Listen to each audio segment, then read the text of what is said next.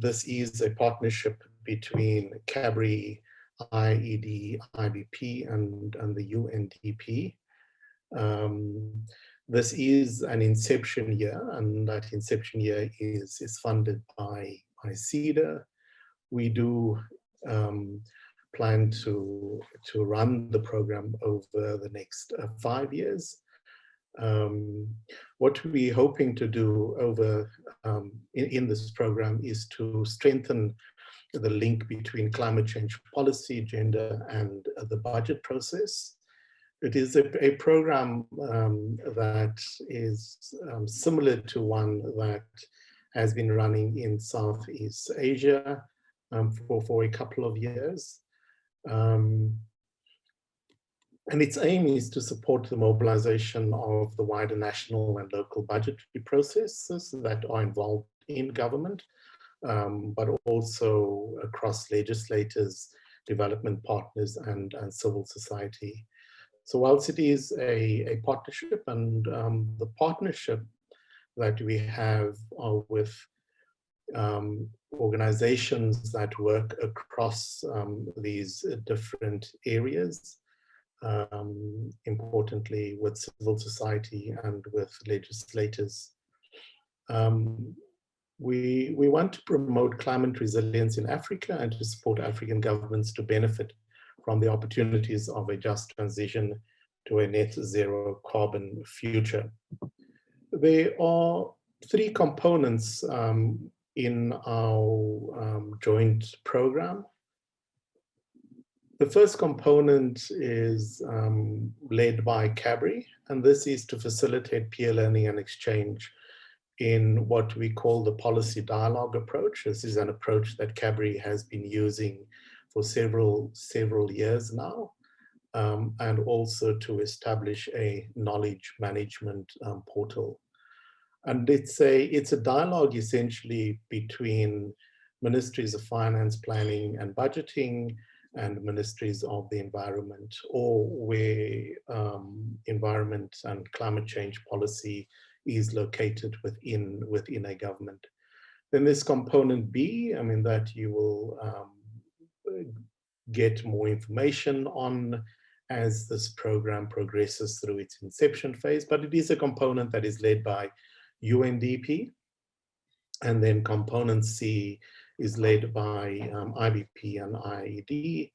And this is focused on strengthening oversight, transparency, and working mainly with civil society organizations, but also bringing about that link between civil society and government actors. So we need to be looking beyond just the explicit climate change programs located within the environment sector, as nearly all public spending potentially contributes to GHGs or is vulnerable to climate change impacts.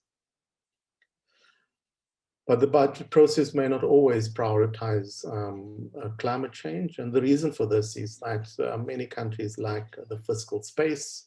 There's some definitional ambiguity in terms of what is spending on climate change, and also some uncertainty in country level projections.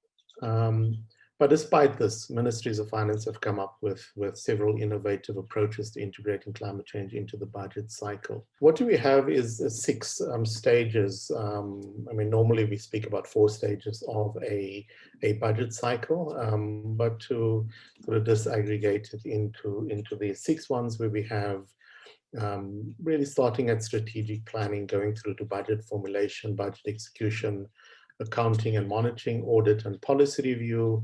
Each of these stages within the budget cycle provides opportunities for entry points.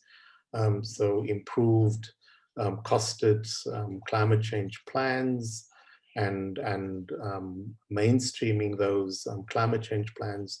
The entry point for those are during that strategic planning stages of the budget cycle. And I'm not going to go through all of them, but what this essentially shows is how in each of the phases or stages of the budget cycle, where there are entry points and what can be prepared, better prepared, in order to put in strong, let's say, bids for reallocated funds or for new funding, and also how funding bids that may be located within ministries of agriculture can also start to accommodate climate change considerations. So the next 3 slides I want to go through very quickly, and this is just a snapshot of progress across Africa from the papers that have already been produced. So we found that 40 African countries have produced national climate change strategies or plans, and another 5 have them in their developmental plans. And 53 countries have submitted NDCs, or what's called INDCs, to the UNFCCC. CABRI's budget inquiry portal, it's a portal that contains budget documents of all African countries. We've looked into that portal, and we've seen that 29 countries that do produce a budget circular. 7 have explicit references to climate change, and then a further 3 have a reference to environment or green growth. 16 countries in their budget circulars mention gender inclusion by comparison. And then we've looked at countries that have a climate budget tagging system in place. We've seen that in 4 countries. There are additional countries that are currently designing such a tagging system, and that it does differ from country to country. On the revenue side, we've seen less progress being made, with only South Africa that has a carbon tax that is under implementation. But we are aware that Cote d'Ivoire and Senegal are considering carbon taxes as part of their NDCs. Nigeria and Seychelles have issued green-blue bonds, while preparatory measures have also been made in Morocco and Kenya. So just some concluding remarks. Integrating climate change into budgets and finance should be approached in an iterative and gradual manner as an approach to reform. The reforms that governments pursue will obviously depend on very specific climate vulnerabilities, whether the approach is to mitigate or to adapt or both. Objectives of governments could be awareness raising, improving effectiveness, attracting external financing, or a combination of all of these. The levels of capacity and pre-existing PFM systems aiming to build on what is already in place will be a major factor.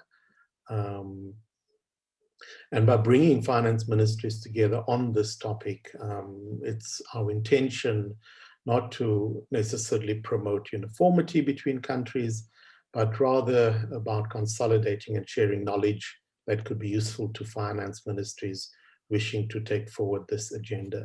And thank you very much.